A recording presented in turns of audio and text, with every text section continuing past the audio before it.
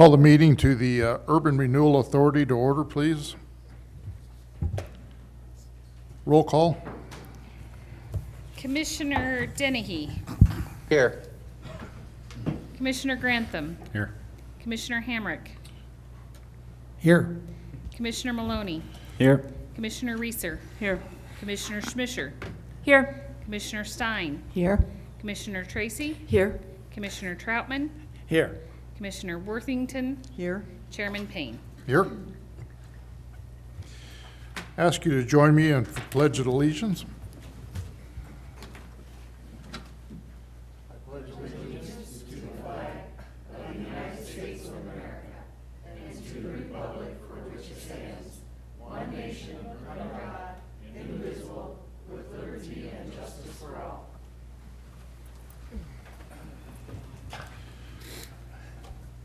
Invite citizens to request to speak in front of the Urban Renewal Authority that items not on the agenda. See anybody? We'll move on. Move on to the consent agenda. 2 items: approval of minutes from the August 7th meeting, cash disbursements from 8/8/2024 to 9/4/2024. Ryan, what do you got? Anything on this? No, sir. Staff would recommend approving. Okay. No additions or corrections. Entertain a motion. Unless somebody's got comments and/or questions. Okay. I move we approve the consent agenda as written. Second. It's been moved and seconded. Any further discussion? Roll call, please. Commissioner Dennehy. Aye. Grantham. Aye. Hamrick. Aye. Maloney. Aye. Reeser. Aye. Schmischer. Aye. Stein. Aye. Tracy. Aye. Troutman. Aye. Worthington. Aye. Chairman Payne. Aye.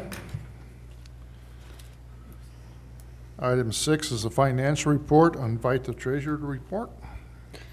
August beginning balance was $1,216,300.59. We had loan repayment to Canyon City, $5,421.62. The software purchase actually hit the bank this month, $5,680. We got a stop payment fee for $30. Evidently, we'd issued a check to a Step Back in Time for a TIF reimbursement that they hadn't cashed. So that's what the stop payment fee was for. And then we reissued the check, a Step Back in Time, $10,051.35, which gives us an August ending balance of $1,195,117.62.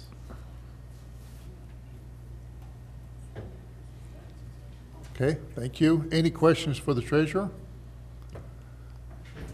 Is the TIF that wasn't cashed, who was that for? Yes. Go ahead. The step back in time is for the TZAC building, for the Fremont National Bank building. That's the corporation name that they use. You went to the wrong address. Oh, okay. And I know that Chief Delvecchio asked me if the fire district was, Yeah, we have checks for all the taxing entities, should have gone out last week. okay. All right, anything else? Anybody have any questions? Q? Executive Director report. I was going to report that the checks to all the taxing entities went out last week. You do have at your desk a breakdown of each of the different taxing entities and what their shareback agreements are for the one TIF district that we have. Commissioner Grantham, I don't know if this is what you were looking for, but this is how it all breaks down, and then we calculate based off of the tax increment that we receive based on that to calculate those checks that go back to the taxing entities. Yes, sir. That and of course you can see on the disbursements, the actual dollar amounts that translates to. And so what I see on this, as far as the disbursements go that we just were talking about, there's the rec district and county and RE1. Are any of the others, were those in different months that those sharebacks were dispersed, or? or were there none for those districts? Yeah, if we have them, yes, the fire districts, county, school districts, I don't know that we had any for 4 Mile metro districts. Southeast Water Conservancy, all of that stays with the urban renewal. And then there may be a small check that goes up to, back to Upper Ark. I guess, looking at this list that's on the disbursements, there's not one for the fire district, and so, It's the second one down. You've got City of Canyon City and then the fire district on the left-hand side. Oh, I mean, I'm sorry, on the list of disbursements. Oh, list of in the disbursements, packet. sorry, in the packet. Was crossing my eyes here trying to, Sorry, I See what thought you you was were talking referring to the read document that I between left you.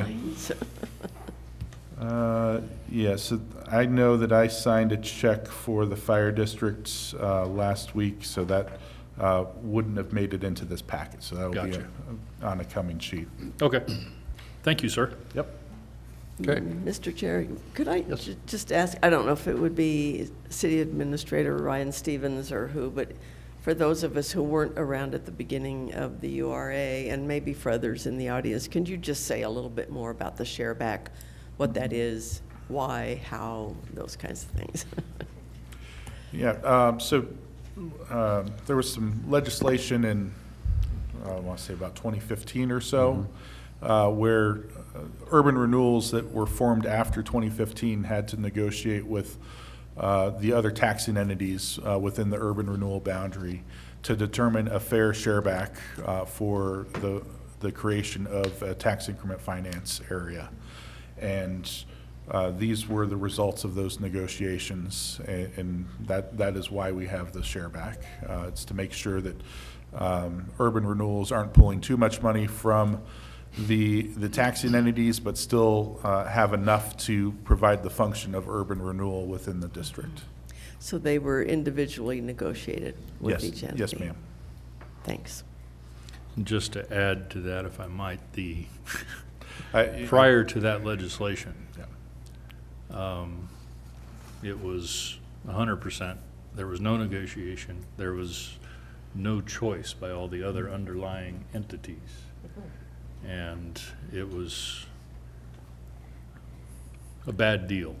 It was a great deal for the URAs that formed, but they formed without the consent of the other entities and took their future tax increments without their say-so.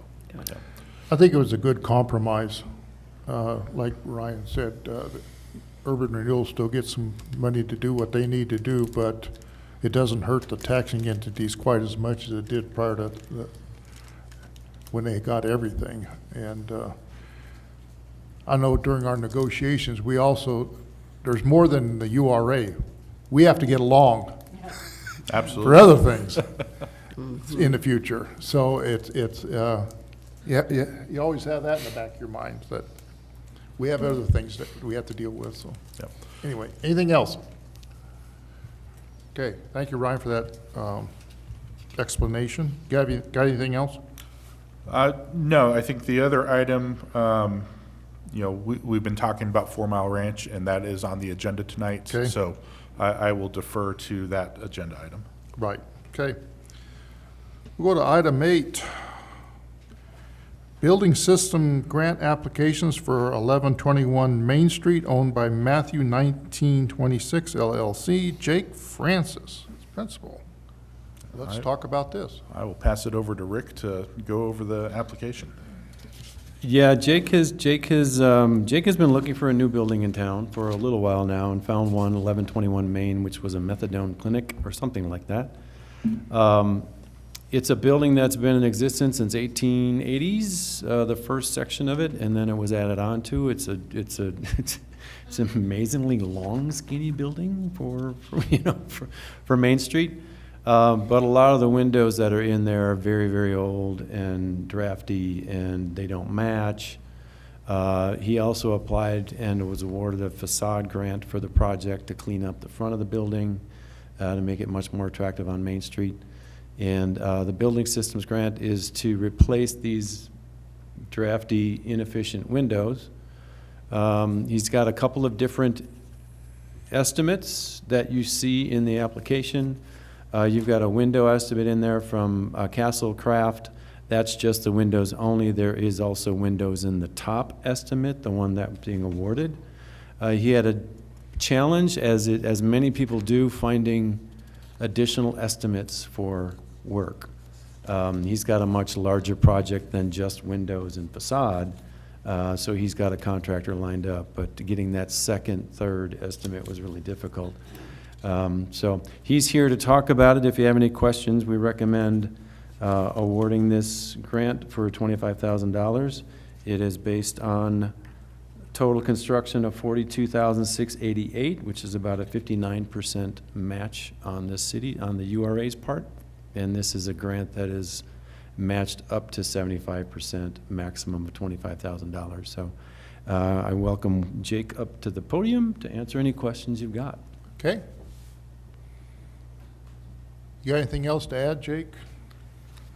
No, I just think it's a great opportunity for, I didn't actually know about the urban renewal, or I've heard about it, but I think this is a great opportunity for the city and especially for downtown. And I've always wanted to, my office used to be behind Chili's on Latigo Lane, and then we moved on Highway 50, but I'm renting now, and so I've been looking to purchase the building for quite some time, but for the vision I have, the long-term growth of my office, I just don't have the space. And so we've been looking for a cost-effective building, and but wanted to stay on Main Street, or at least in the corridor here. And so thankfully we found one that popped up. We bought it or put an offer in the day it popped up. And this would definitely help.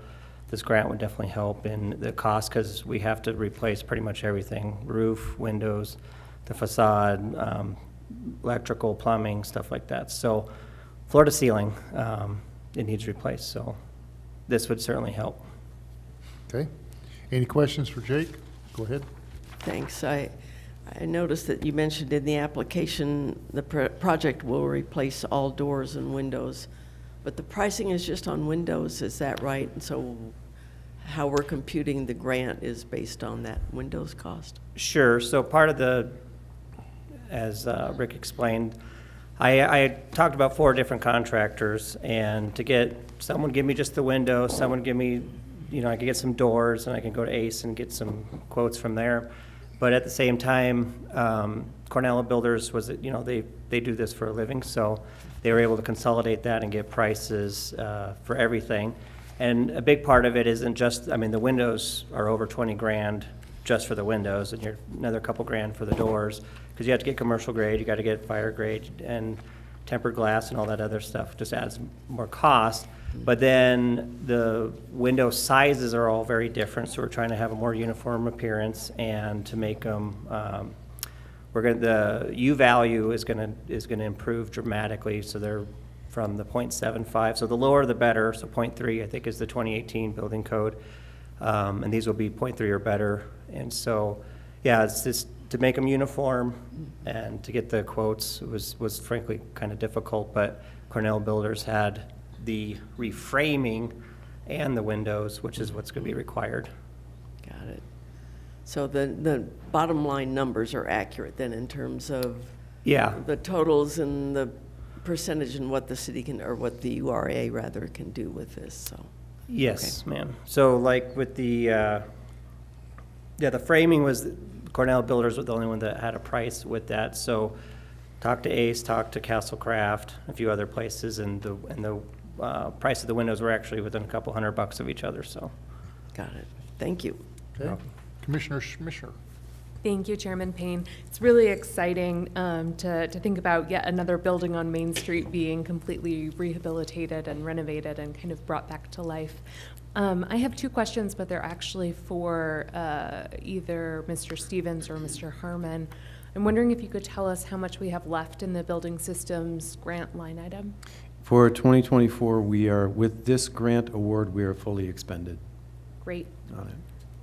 And then also, could you remind us for the building systems grant, is that, can anyone within the URA boundary apply for it, or do they need to be Yes. within a certain You part are, of the yeah. URA? The building systems grant is anybody let me think about this for a second, because they're all slightly different. Anyone in the URA area with preference going to historical structures. And it is competitive at the beginning of the year. Yes, but we are beyond the We are beyond the competition, and we're now in yeah. first come, first Yes. serve. But any building within the URA boundaries does qualify. Yes, the one, Wonderful. yeah, life safety grant is the one that's designated more for downtown. Okay. So, And yeah. I mean, obviously, this building is just on the periphery, and I think as we see Mhm. increased foot traffic in the 1100 block, that would necessarily, lead to additional folks coming downtown for lunch and daytime shopping and things like that as well. So, thanks Yeah, so much, and appreciate the if I can add, it's an clarifications. interesting block too, because a lot of the buildings on the east side of 9th Street tend to be older houses that are now being used as commercial structures. Poses an interesting, it's definitely a different look, different feel than downtown than Central Business District. But it is definitely a corridor that leads directly to our Central Business District, so, yeah. Okay. Anybody else have any questions for Jake or our executive director? So what we have here is 2 grants, a facade for $7,500. That one was already approved. That one's already That, approved. those, yeah, facade grants are administratively approved. Oh, okay. I knew that, I was just testing you. Thank you, by the way. Okay, any other questions? Entertain a motion on the building systems grant application. I move that we accept this application. Okay, I'll second. second, Commissioner Maloney. Any further discussion? Roll call, please. Commissioner Dennehy? Aye. Grantham? Aye. Hamrick? Aye. Maloney? Aye. Reeser? Aye. Schmisher? Aye. Stein? Aye. Tracy? Aye. Troutman? Aye. Worthington? Aye. Chairman Payne? Aye. Good luck. Thank you. Move on to item B, the 4 Mile Ranch new URA and plan discussion. All right, thank you, Chairman Payne. As we've been talking about for several months, the urban renewal, or the 4 Mile Ranch project is continuing to move along. They took, new ownership took over in October of last year, so they've had the property for just about a year. One of the things that they have talked about in order to make the project work is the use of urban renewal funds, and tonight they are here to ask for a notice to proceed to conduct a condition survey for the area, which is something that is required as part of the Colorado Urban Renewal Law. We have Byron Elliott, who is online, and Jonathan Sims sitting to my right. And Rick, do you have anything to add before we turn it over? No, not at this point. We can answer questions as they come up. All right, thank you. Hello, Commissioners. My name is Jonathan Sims. I'm the owner's representative for 4 Mile Ranch. Thank you for allowing me this time with you. As many of you know, 4 Mile Ranch has been in the city's comprehensive plans for quite some time. The 4 Mile Ranch plan development was originally developed over 30 years ago and established in 1993. Then nothing happened until 2003 when they revised the plan development, moving the golf course up the hill towards Dakota Hideout, and pushing residential neighborhoods out in kind of a finger direction. Around 2004-05, the Southwest Regional Facility was built, then the golf course around 2006-2007. Since then, only 2 residential neighborhoods have been built, and to date, only about 6 to 7% of the resident units have been built in this planned development in 30 years. And until Love's went in, there hasn't been any commercial. A new ownership has acquired the 4 Mile Ranch Plan Development, hoping to bring in new energy and to shoulder the efforts to move it forward. And the ownership group is principally veterans. We commissioned a new feasibility study, and it identified and concluded that a new urban renewal area is necessary for the plan development. Today, we ask for your authorization for us to proceed with a conditions survey in consideration of the proposed new urban renewal area. I have a few slides to walk you through the structure and extents of this proposed new 4 Mile Ranch urban renewal area. I also have a handout showing the new urban renewal area and the proposed transfer. I do apologize, some of the record numbers on that exhibit didn't come through, but I can email that, and Rick's got it already. So with that, I'm going to flip through the slides, and hopefully you can see it's a little fuzzy, but so this is the existing plan development, the existing urban renewal area, existing residential that has been built. We are proposing this new urban renewal area, and you can see, it's a little hard to see on the screen, but behind the text at the bottom is a red highlighted area that you can see on the handout. This is a portion of the current urban renewal area that we would like to transfer over into the new urban renewal area. This would allow the new urban renewal area to have more commercial viability and potential revenue.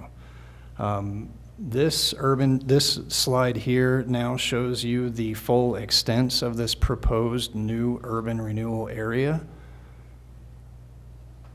We have a new water tank that's going to have to get installed, and we're continuing to look at how to utilize raw water instead of utilizing treated water for the golf course irrigation. That's a big focus for us. So with these proposed extents of the new urban renewal area, we feel confident that we can start moving this forward.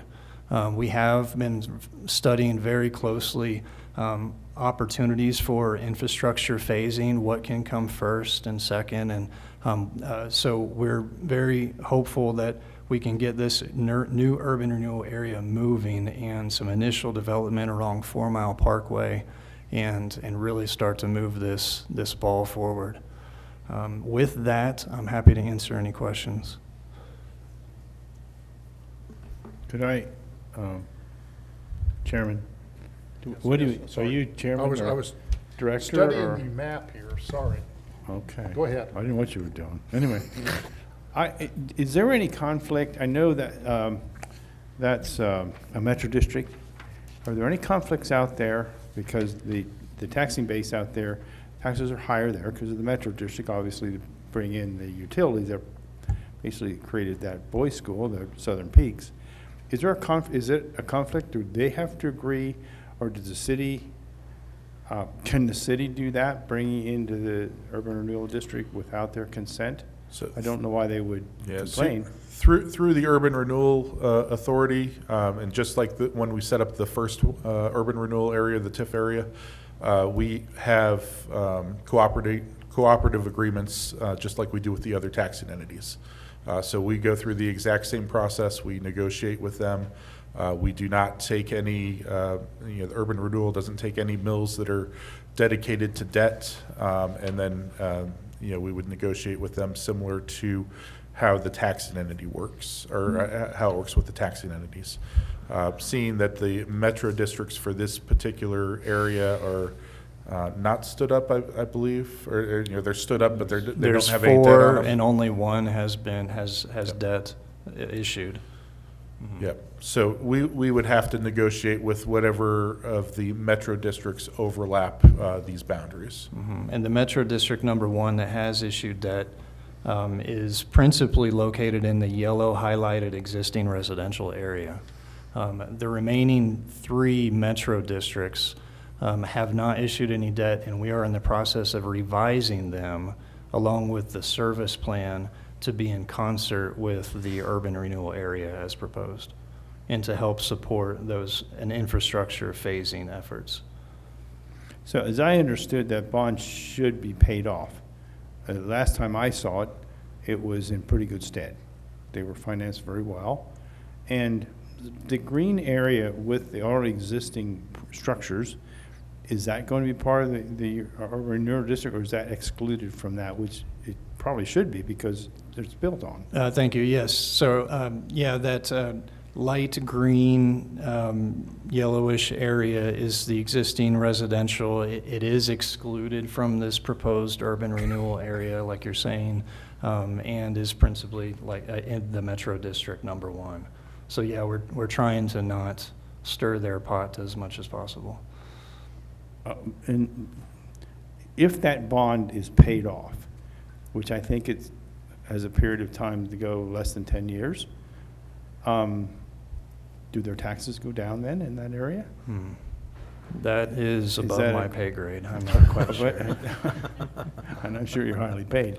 But anyway, I know it has nothing to do with this, but those taxes are high, and sometimes it's hard to convince in a competitive nature the taxes there compared to similar home elsewhere.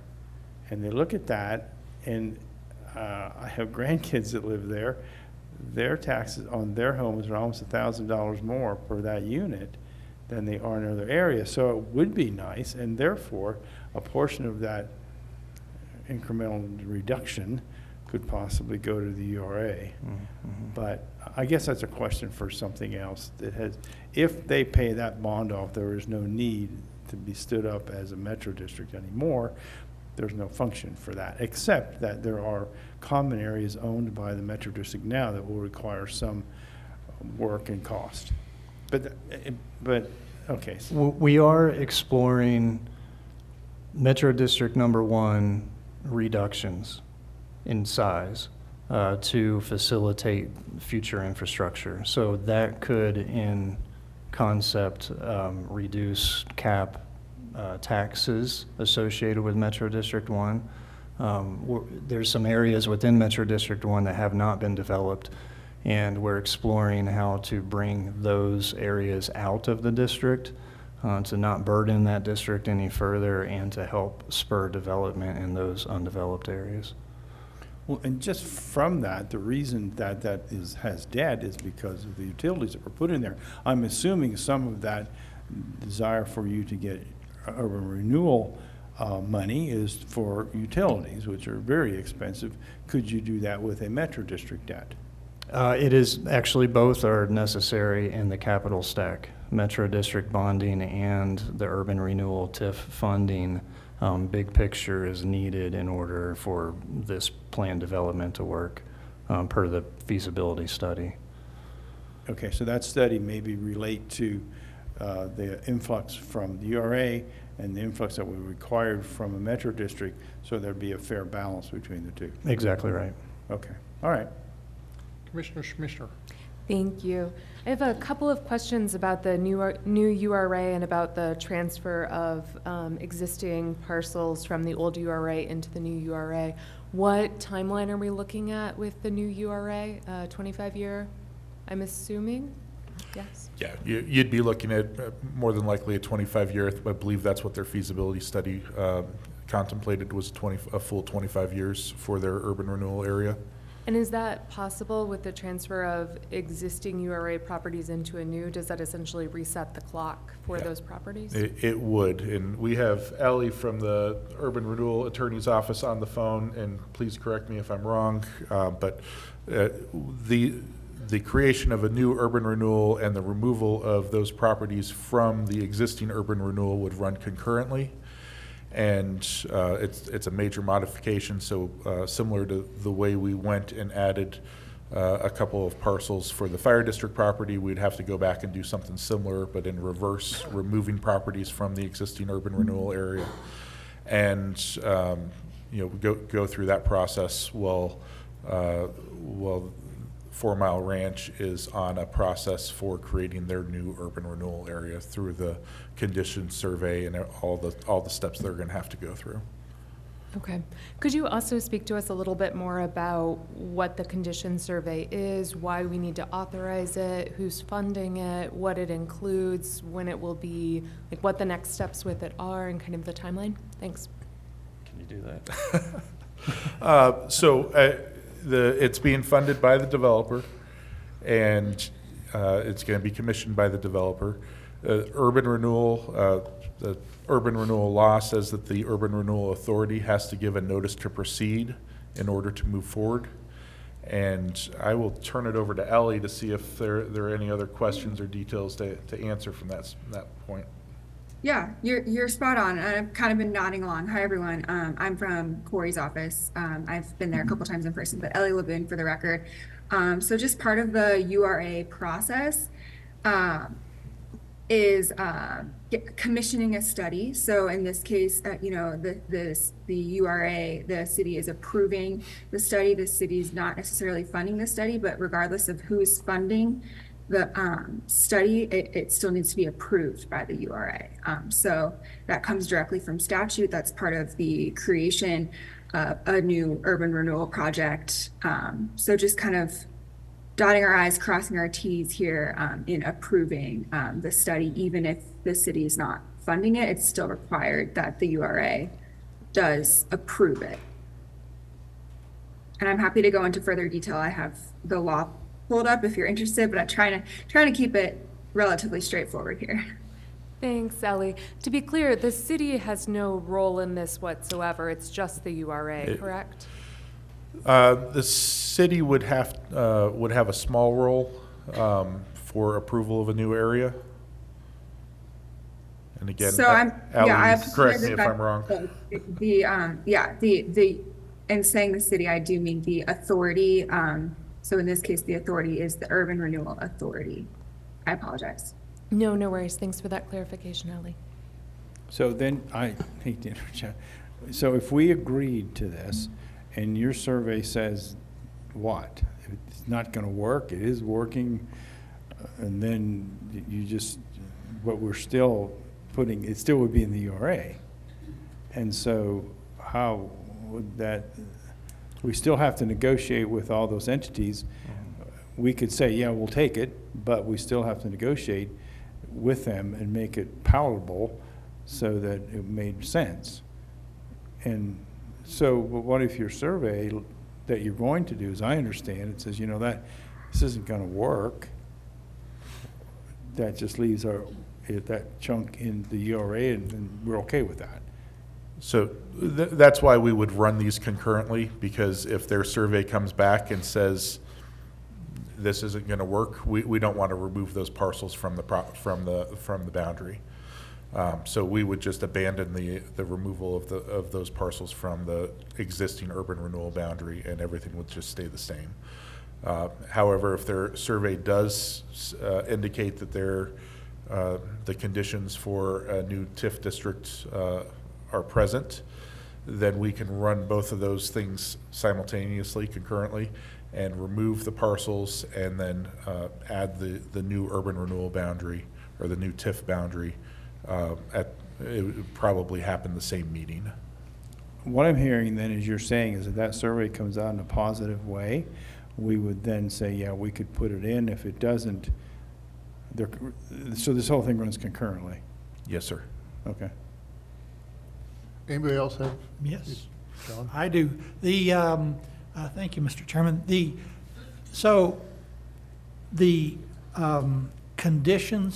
purpose of the condition survey is to establish the conditions in the proposed new areas to ensure that they meet the conditions for URA authority, which is the existence of blight. Is that correct? Yes, sir. Okay, so it's really a blight survey. Mm-hmm. We probably don't like to call it that, but that's what's being done here. We're determining what conditions exist in these new areas and if they meet the criteria for inclusion into the URA. And there's, what is it, 13 criteria or There's something? 13 criteria, and You have to hit 11 of them, I think. I think the bar is lower than that. I Lower think it's than that? 4 or Yes, 5. I think we had 11. Oh, we had 11. Yeah. Yeah, we had 11. Right. And then, so the whole purpose of this is to create a new urban renewal boundary. And because of the way this happens, it'll have a different, run at a different time frame than what we've already created. But that's the purpose. Yes, sir, that is all correct. Okay, thank you. That always confused me. This is just bare ground right now. So how do you determine blight on bare ground? Other than maybe alkali? Yeah, some of the conditions are lack of utilities. Some of the conditions can have to do with tidal work. Some of the conditions are, actually, I believe vacant ground is one of the conditions. Okay, so now, I'm sorry, I want to ask a couple questions.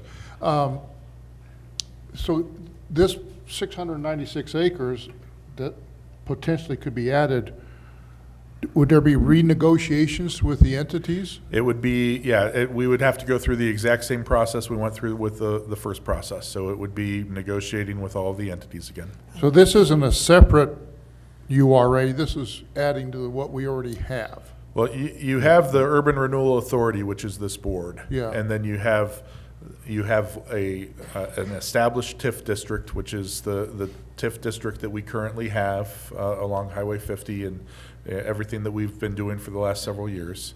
And then this would be the creation of a new TIF district within the Urban Renewal Authority. A new TIF district within the urban renewal. Okay, so it would, this new TIF district, if I'm hearing this right, would be 25 years, because we're already 3 years into our other one. Correct. It would remain 22 years.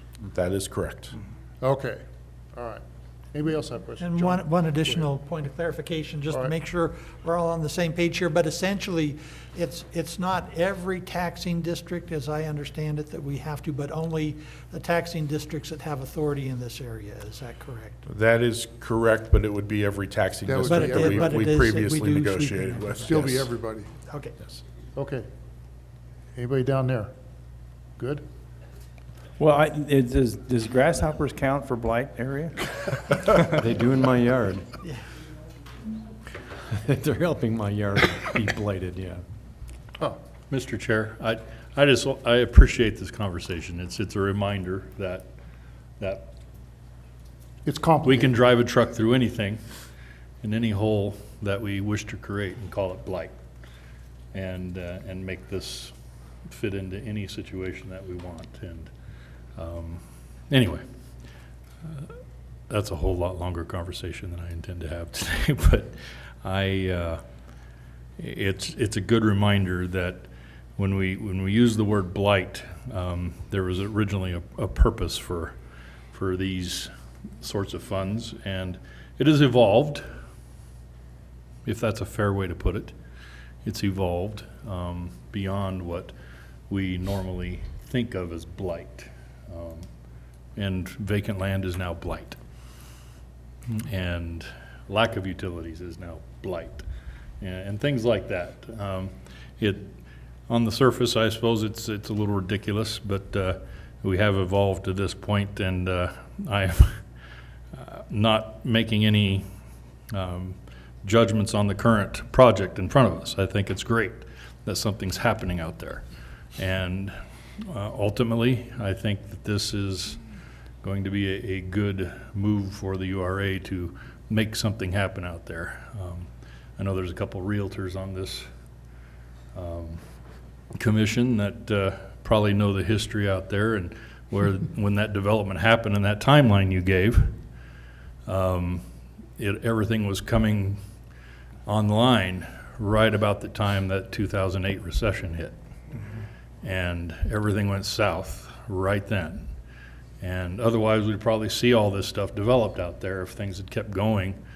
Dawson Ranch was winding down on its development, and all the other stuff that we had in the city that went gangbusters for, 12, 13 years, Preston? Somewhere around in that neck of the woods. And it's just good to see that there's some plan now for out there. And I think ultimately, my misgivings about URAs to begin with, and definitions of blight, I think this is a good thing to move forward on, so, anyway. That's Okay. What, the. Go ahead. It's okay. Yeah, that was a ranch out there, well, Stills Ranch. Participate, helped selling that, by the way, but that's okay, it's 50 years ago. The biggest impediment to expansion, of course, is the cost of infrastructure. That's what you're saying. And the only way that that got built out there is because the Metro District had enough financial ability to borrow to bring the sewer and the water up 123, and that's why it's there. And so it's just not going to happen.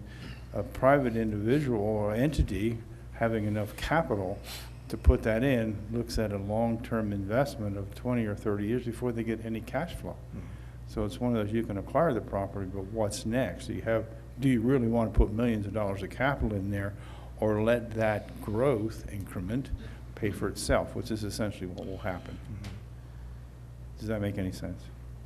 Well, if I can add to that, I think there's a desire to have both happen. You know, you want to phase it as much as you can because you want, to some extent, I think you want to have natural growth based on the catalyst projects that, I don't know that you want to fund all of the infrastructure right now, because if it doesn't build out in 20 years, then you've got old infrastructure already. So, it seems, and we've talked more about phasing it out, the low-hanging fruit is such a popular term these days, but find that development that can spearhead some additional development, spearhead some additional infrastructure and work into it gradually, as gradually as you can. So the conversations and honestly, the due diligence they're doing on this is pretty amazing to me, because they're looking at this from every possible angle they possibly can, which is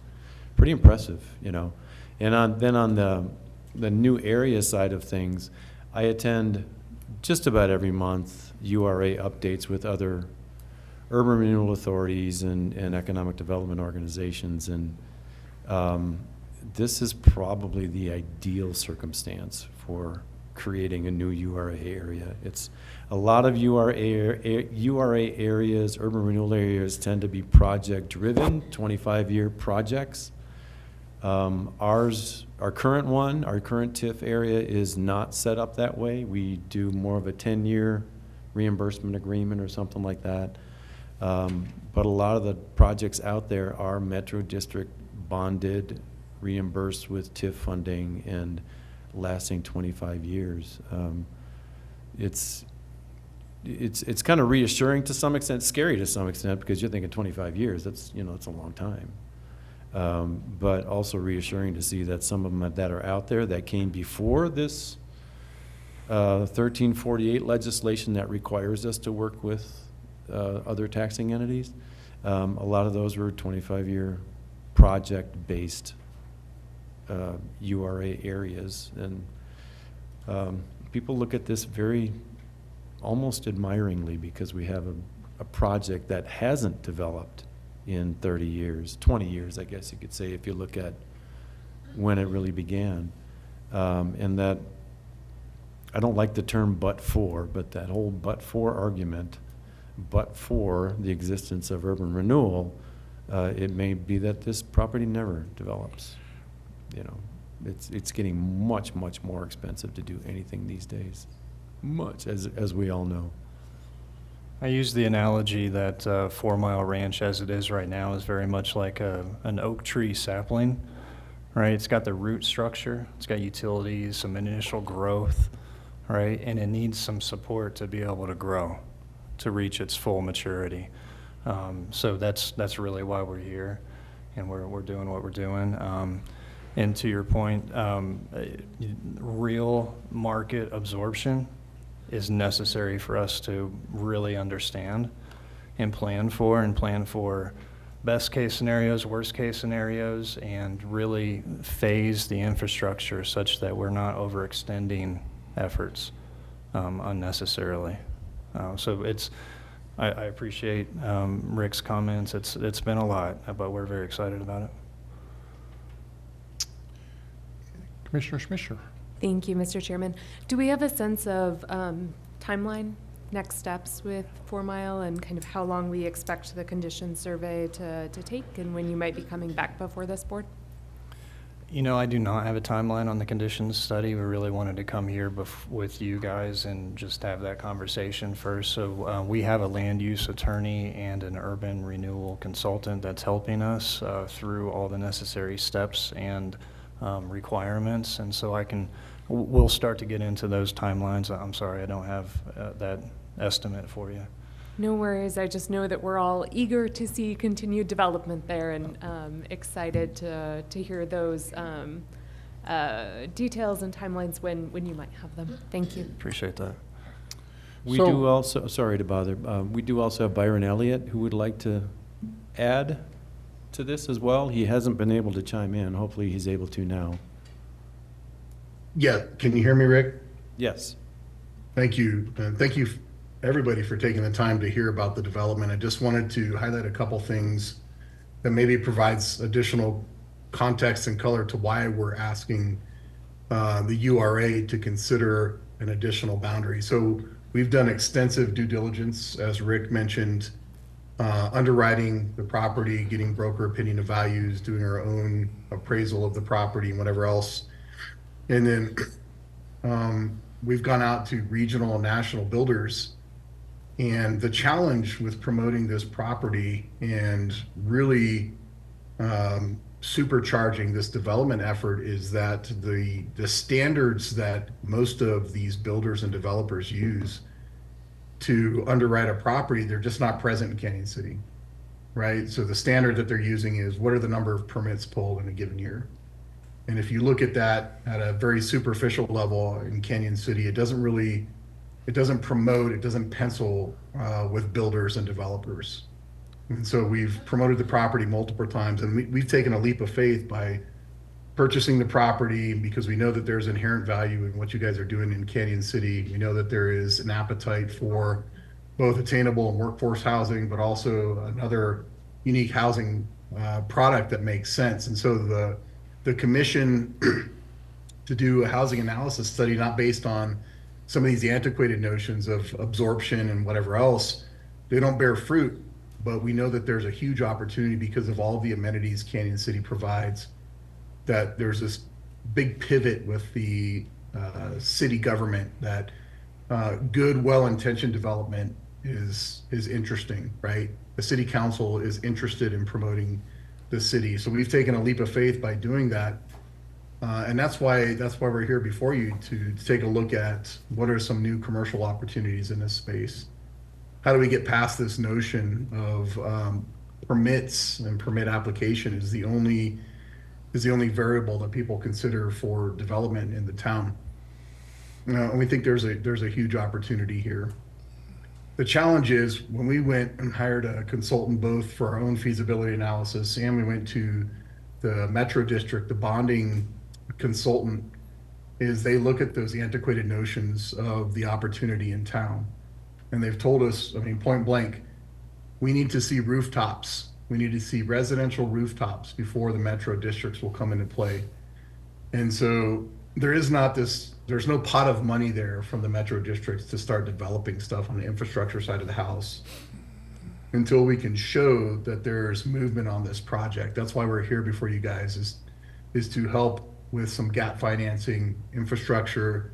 We can do some residential stuff, and then the Metro Districts actually come into play, but they won't come into play until we can show, both as a developer and maybe from a city and even a county perspective, that there's interest in this development, and we're putting rooftops up.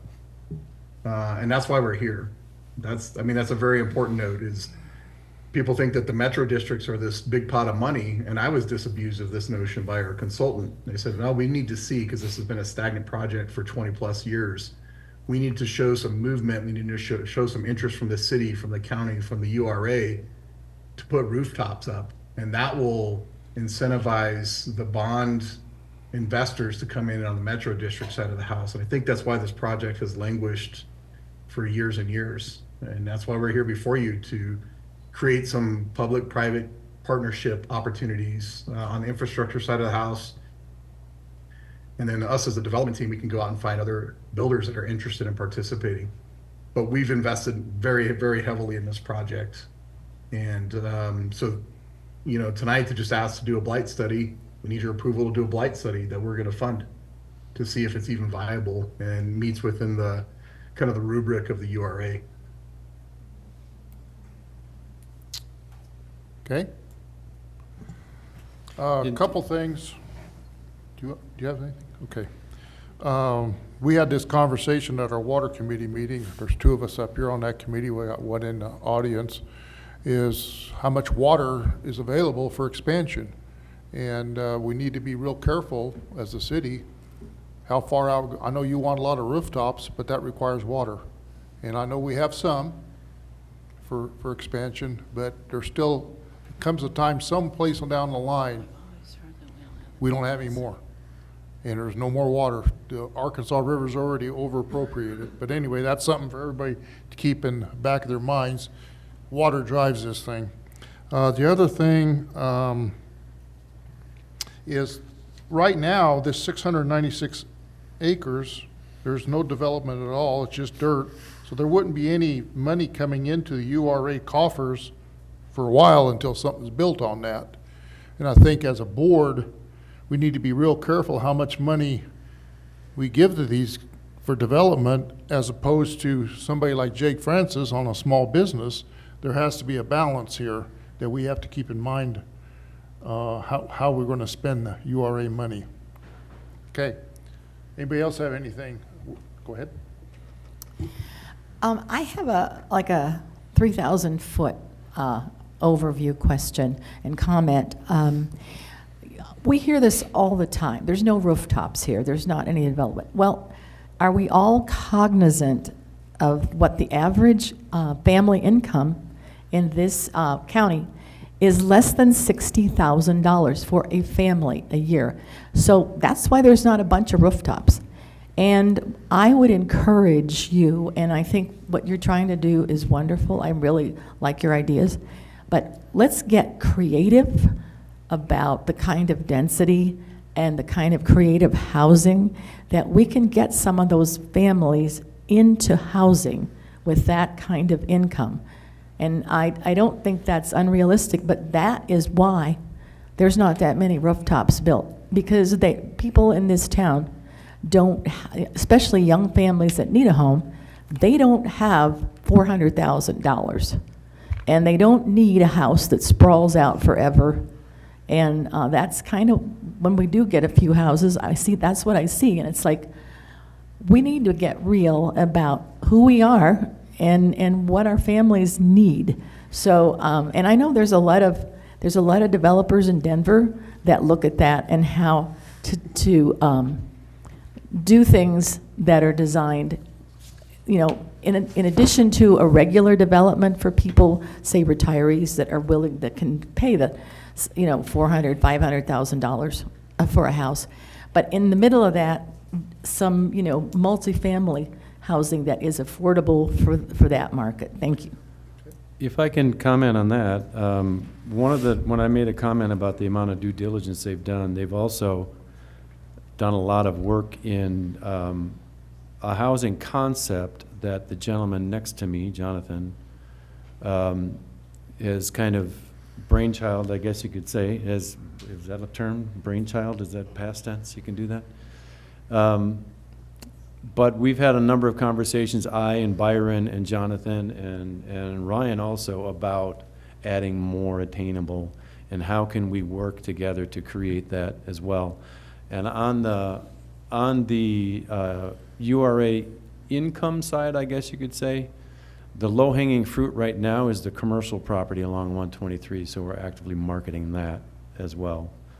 We could add to that, although the Loves development would not be part of a new area, it is still generating increment in the existing area as well. And some of that can be dedicated to infrastructure that serves the area, which could potentially be water tank or something like that. So we are looking at it from bunch of different angles. The first being, how can we get commercial development right now along 123, because that's going to generate the most increment. And if I can respond to the water comments, the city has commissioned a water master plan, which was discussed at the water committee. That will be coming before city council on the 18th at the vision meeting at 5 p.m., where it will be discussed where we stand from a water and build out and full build out, and how that affects our water rights. And this development with build out is included in those numbers. So we will have more information 2 weeks from today. Okay, anybody else have any comments, questions? Commissioner Reeser. So I'm on the school board locally, and we did a lot of research when it came to employee housing. And one of the concepts that seems to be working in a lot of cities in the state is deed restrictions. Like, there's a lot of communities that require developers to set aside a certain percentage of properties, and then there's a deed restriction which caps the appreciation level. So I didn't know if you perhaps considered that or thought about that as an option. Thank you. I would welcome the opportunity here if I could, Jonathan. So we've been working already with Max down at USACOG, talking about opportunities for attainable housing. And Rick alluded to it a little bit. Some of the design concepts have evolved over time. Jonathan's got an amazing concept that we're looking to incorporate in 4 Mile Ranch that, on one hand, the amended PD that we just submitted for consideration by the city calls for higher density opportunities, not only for multifamily, but home ownership in the form of townhomes and condos and such. So people that are looking for a starter home and home ownership on the lesser expensive side of the house. That's one thing. He also has a multi-generational concept, which is something that's gaining favor now in some of these places that you talk about. They're doing it in Denver, they're doing it in Castle Rock, Douglas County, and other places where there's some flexibility in the design side of the house. And this is really the genesis of the whole, our company is called DV Fund 1. That's Damas Vitae, that's Jonathan's design. And it's focused on flexibility for a full spectrum or continuum of care for older folks, but also multi-generational living, to borrow from some of the European concepts where you have 2 or even 3 generations under a rooftop. And it allows for opportunities for people to get into their first starter home, but also then to have multi-generational living where, like me, for example, if I have a college-age kid or I have my mother-in-law, I have opportunities there where they can have their own space, they can have their own dignity. I don't have to look at my teenagers' rooms in their kitchen, and my mother-in-law has her own dignity and private space to do the things she needs to do. These are some of the new design concepts that we're looking at holistically for this space. The second piece is at least half of the development we're looking to earmark for attainable housing, whether it be for people who can purchase a home and have that home ownership opportunity at a reasonable price point, or some of your workforce living for people that are living multifamily, townhome, build to rent kind of things. So we've been very intentional about the PD amendment that we submitted to the city for approval to address specifically those issues. And then I'm going to hand it over and defer to Jonathan because he's the design guy. But we've been very intentional about exactly how we want to develop these particular parcels. And we've got a hard stop at 6, by the way. Okay. I think we've got a hard stop coming up, but I want to say, Commissioner Stein, those comments are near and dear to my heart. So I really appreciate hearing that. Yeah, I don't think I have anything further to add. I think Byron did a good job of responding. Okay, Commissioner Schmischer. Chairman Payne, cognizant of the time, I'd like to make a motion that we authorize 4 Mile Ranch to proceed with a condition survey in consideration of the proposed new urban renewal authority. Second. Okay, it's been moved and seconded to approve 4 Mile Ranch for a new TIF district. Any further discussion or questions? Was that the motion?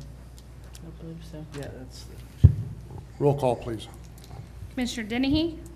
Aye. Grantham? Aye. Hamrick? Aye. Maloney? Aye. Reeser? Aye. Schmisher? Aye. Stein? Aye. Tracy? Aye. Troutman? Aye. Worthington? Aye. Chairman Payne? Aye. Ryan, do you have anything else? No, sir. Okay, with no for this board, we are adjourned.